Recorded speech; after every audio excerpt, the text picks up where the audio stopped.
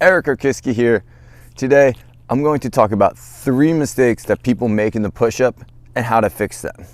Mistake number 1.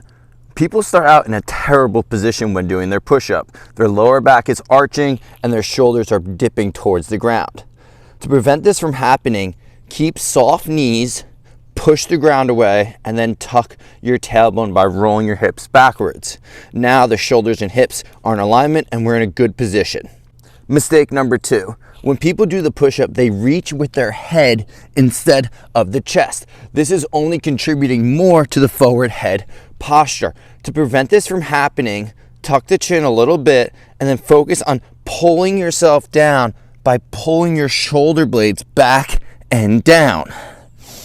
When you pull your shoulder blades back and down, there might be a tendency to drop your stomach towards the floor. So maintain soft knees, tuck that tailbone, brace that core, and then pull yourself down with those shoulder blades back and down, and then push the ground away, reaching nice and long. Mistake number 3. When people do the push-up, they don't finish their movement. They'll go all the way down, hold everything in place, and then they'll push the ground away, and then they'll stop right here.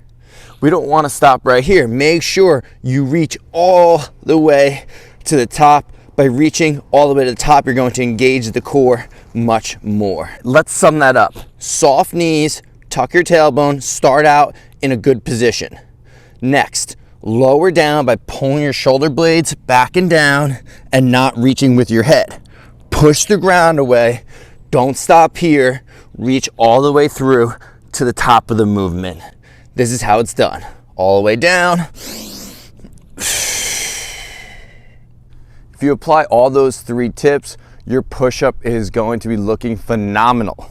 If you found this video helpful, please like, comment, and subscribe to the channel to stay up to date for new exercises and tips on how to train against gravity.